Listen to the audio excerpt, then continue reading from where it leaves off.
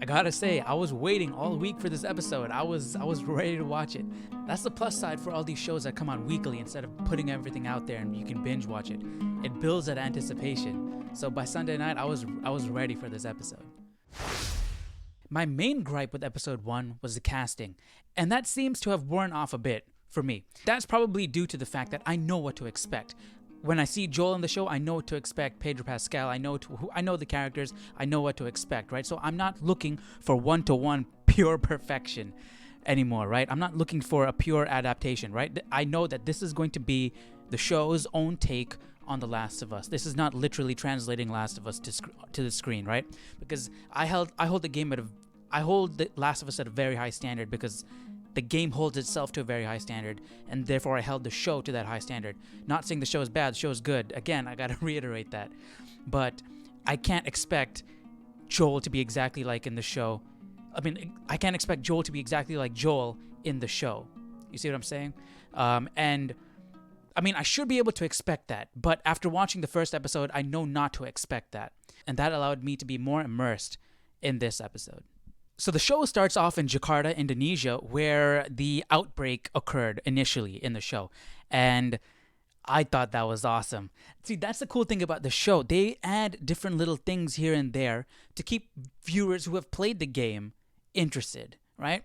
So maybe that's why they purposefully took certain liberties, added certain things, changed certain things to keep the viewer who's already played the game interested, instead of watching a story they already know how will unfold.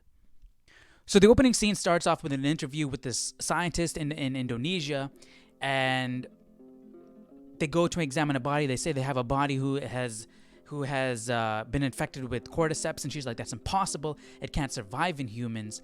And so they show her the body. They show the fungus underneath the foot, and she goes to examine the face, and then you see like the fungus crawling out of the mouth. That's the new thing that the show is doing, with the focusing on the fungus crawling out of the mouth, like we saw in the last episode, where that old lady, the neighbor, went to bite, I believe it was her daughter's neck, and the fungus came out of the mouth. It looked like hair dangling out. It looked disgusting. And they show that again today. In this episode, crawling out of the mouth. And that, I love the way that looks. I love the way they did that. But they seem to be focusing more on that, like the fungus coming out of the mouth, or the fungus spreading across the ground and all that stuff, instead of the spores. Like, you know how it's in the air and they got to wear masks to prevent infection? They seem to be focusing more on that because they haven't worn a mask yet. So I just found that interesting. That's a different change that they had in the show. But going back to the beginning in Indonesia, the way the scientist is talking and all that, the way it's all going down, right, where they're explaining to her what is going on, and she is in denial. She can't believe what's going on because she knows that cordyceps can't survive in humans. The way it's going down, and then she's like, and when she comes to realize what's happening, she gives up immediately because she understands the gravity of the situation. She knows that we can't survive. We can't kill this. There's no cure. They're asking for, is there a cure? Is there a vaccine? What can we do? She's like, there's no cure. We just have to bomb the place. Like, she immediately gives up. And that adds a whole, because this is her life's work, right? This is what she studied. And she gives up just like that. And like throughout that whole sequence, even though I know what's going to happen, I know that they're not going to be able to contain it. I know what's going to happen, right? I know we just saw it in the first episode. We saw it if we played the game. But I'm still wanting, like, dang it, keep it contained. I'm like hoping that they could keep it contained. And so I thought that was done brilliantly. I really liked how that was done. The awesome thing is, throughout the episode, it kept that engagement. It kept me engaged, even though I already know the story. I've played the game multiple times, but the show kept me engaged. It kept me watching. It kept me eager. There were points in this episode where I was like, I hope it doesn't end here. I want to keep watching. And I thought that was great. So after the intro sequence, we get another surprise. This episode was directed by Neil Druckmann. So at that point, I'm thinking, all right, this episode is either going to be really good or really bad. But then I'm also thinking, because Neil Druckmann is directing this episode, the characters should be on point. Even though they might not look exactly as the characters did in the game, but they should be behaving and acting on point because he understands the characters and he knows how they should be portrayed. And that's actually where I had a little bit of an issue. A minor one, but actually it's very minor, but I mean, you could look at it as very minor, but it also could be a big issue, right? It's with the character of Ellie. She seems to be coming off a bit more serious than Ellie in the game. She does have the snarky comebacks. She is very sarcastic, but she seems when she breaks out and she yells and stuff like that, it seems a bit more irritated and more angry than it did as Ellie in the game. I don't know if that's to do with the looks of the character, because Ellie in the game looked more childlike, but Ellie in the game came off, it felt more lighthearted than it does in the show. What are you doing? Killing time. Well, what am I supposed to do? I am sure you will figure that out.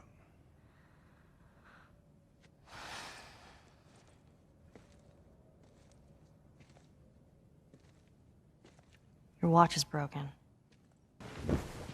What are you doing? Killing time. What am I supposed to do? I'm sure you'll figure that out.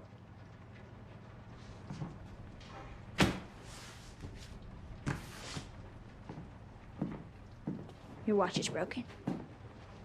I mean, in the show, she gets angry and she gets irritated and she's really sarcastic, and then she immediately switches back to that childlike, clearly she's not mad, but in the moment when she's yelling, it does seem like she's irritated or mad. Whereas with Ellie in the game, I didn't feel that. It felt lighthearted, it felt sarcastic, it felt more playful than it did in the show.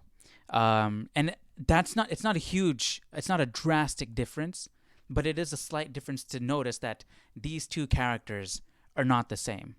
We get more interaction between Tess and Ellie, and in that conversation, Tess tells Ellie that Joel and her aren't good people. They're not good people. And I feel like that was a huge missed opportunity. Instead of telling us that they're not good people, why not show us? Why not that whole mission at the beginning of the game with Robert? I feel like that should have been included. We got to see Sarah at school. I feel like maybe that could have been cut out, because we're not following Sarah anymore, right? Why invest more into her character? I feel like we should have gotten that intro. If I had to pick and choose, I feel like we should have gotten more. We should have gotten that initial mission to show how ruthless Joel has become, show how ruthless Tess is, right? That they aren't good people. They do kill, they do whatever it takes to survive. So showing us that initial mission from the game really established the world, established the characters, showed how much people have changed in order to survive in the current society. In the last episode, we got a one shot of the city, but in this episode, we're in the city, right? And we're seeing the rubble, and it looks great. There's one shot where they're on a terrace or a patio, and the camera looks down, and we're seeing all these clickers crawling on the ground. That looked really good. They're crawling all over the ground, and the camera moves up, and we're seeing the entire city in complete rubble. The sets look great. The CG looks great. The cities look awesome. It really feels like we're in this post-apocalyptic world. It really feels like we're in The Last of Us. That was done well. So as they're making their way through the city, as they're hiking, we get to see more interaction with Joel and Ellie. And Joel is really irritated with Ellie, and I really love to see that, because it's done well. It really reminds me of the game, how Joel interacts with Ellie. He just doesn't want to have anything to do with her. He's just really tired of just stop, don't talk to me. He's still not sure about her whole immunity to the virus. There was one portion where she sort of falls over and he reaches out to pick her up, and he like pulls his hand back immediately. So he's still a little bit scared, and that adds to the relationship in the sense that he wants to keep a distance. He's irritated with her, and he also wants to keep a distance, not just because she's irritating, but because he's not sure about what she is.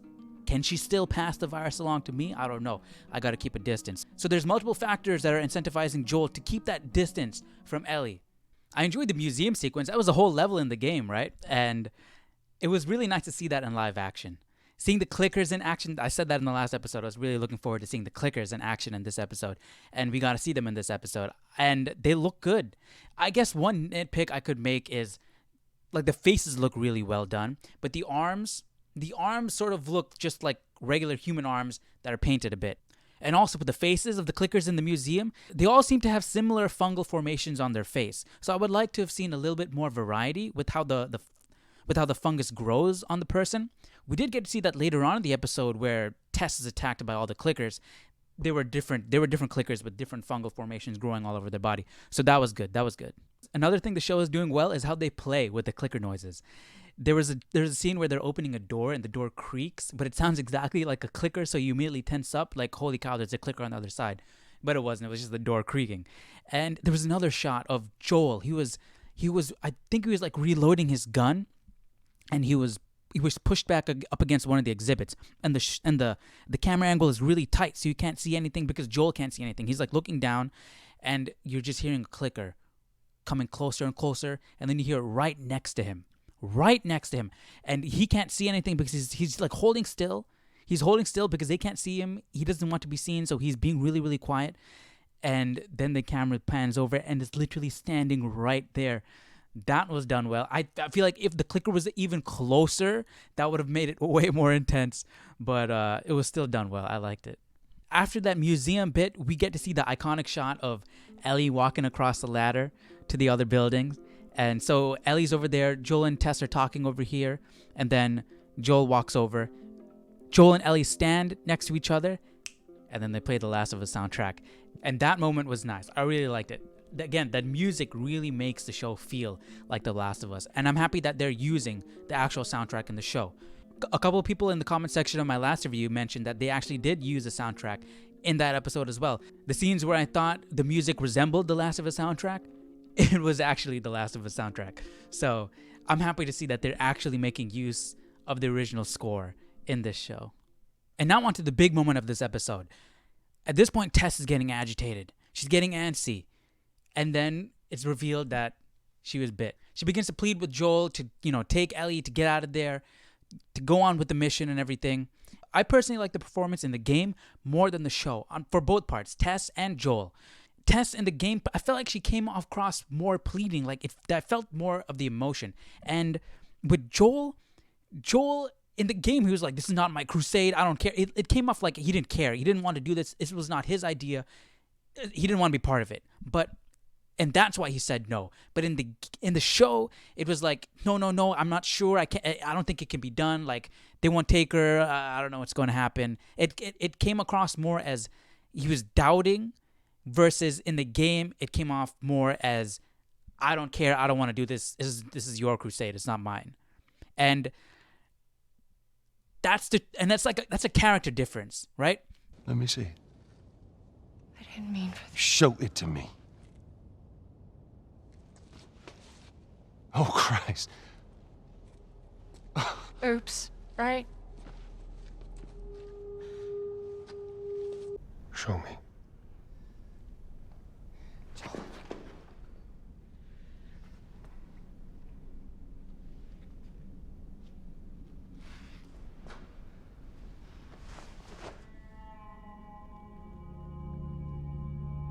Give me your arm.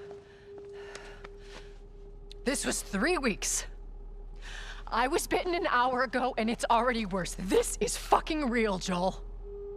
You've got to get this girl to Tommy's. He used to run with this crew. He'll know where to go. No. That was your crusade. I am not doing that. Yes, you are. Look. There's enough here that you have to feel some sort of obligation to me, so you get her to Tommy's. This is real. Joel, she's fucking real. I need you to get her to Bill and Frank's. No. They'll take her off your hands. They'll handle it from here. No, I can't. They won't take her. They're not gonna take her. They will, because you'll convince them. Yes, you will. I never ask you for anything, not to feel the way I felt, not to... You shut the fuck up, because I don't have time. With the game, Joel is harder. He's more set in his ways. And I feel like in the show, he's a bit more soft. And that comes across in the performance. The way Joel in the show, the way he speaks, the tonality of his voice, it's a bit more soft than Joel in the game. And that again is exemplified in how they departed each other. Joel in the show grabs Ellie and turns away from Tess and walks off without looking back, right? And I feel like that's probably a sign of weakness, right? He couldn't stand the situation. He couldn't handle the emotions of the situation. Therefore, he removed himself from it. He looked away from Tess because he couldn't bear to look at her, grabbed Ellie and pulled her, disregarding what Ellie is saying, and just walked off, right? Versus the game, Joel is looking at Ellie. And then he tells Ellie, Joel is looking at Tess, sorry. Joel is looking at Tess, and he tells Ellie, get a move on. Like, tell her, just keep going. And he backs off while looking at Ellie. And he backs off while looking at Tess, and then turns around and walks away, right? He felt more in control of the situation in the game versus Tess was completely in control of the situation, or completely in control of the atmosphere, the environment in the show. No! We're not leaving her! Get off me, you fucker! Ellie, I'm sorry. I didn't mean for this. get a move on.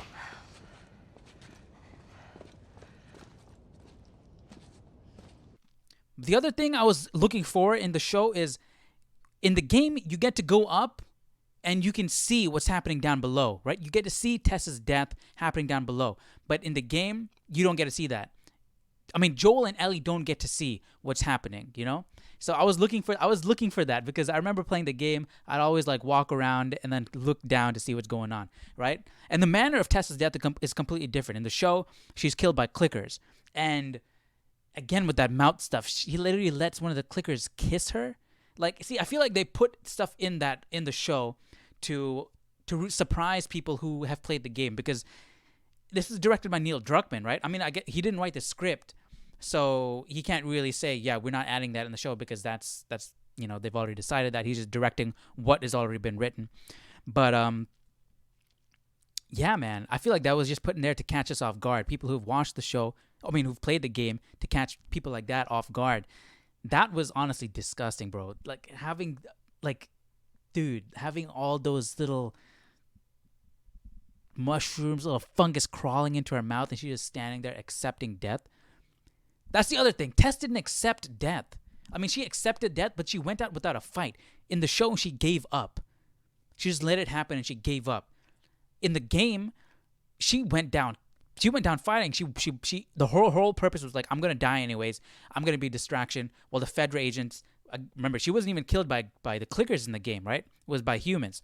She had pulled out a gun, fired off, and she obviously got killed. And so, I mean, that whole manner of death was different in the game than it was in the show. But what spawned the death, what set the snowball falling, was the bite, and that was the same. The location was the same, but the other aspects were different.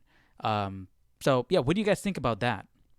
But all in all, even though they are making changes, I feel like it is still one of the more faithful game adaptations, because it is following the story beats one after the other. So now Joel and Ellie are alone, and I'm looking forward to seeing how their relationship develops. They don't have Tess between them. Now it's just them two. How are they going to handle each other? How is that relationship going to grow and develop? I'm curious to see how they're going to do it and compare and contrast it with the game. But all in all, I like the episode. I was able to get immersed in the story more so than I did in the first episode, due to already knowing that, hey, Pedro Pascal is playing Joel, and this is how he does it. So, you know, I'm not looking for Joel in the game on screen. I already know what to expect, and so I'm able to be immersed a bit more. And just like the last episode, I thought this episode was good, but I don't think there was a section in this episode that did it better than the game. The pacing, the action, the overall tone, the performance, I feel like it was all executed much better in the game than it has been in the show. I will say that my favorite parts of the episode were that intro section in Indonesia and us seeing the city rubble. But let me know your thoughts down below in the comment section. What did you guys think about the episode? How do you think the show is going to progress from now? And I'll see you guys in episode 3. Take care. Bye-bye.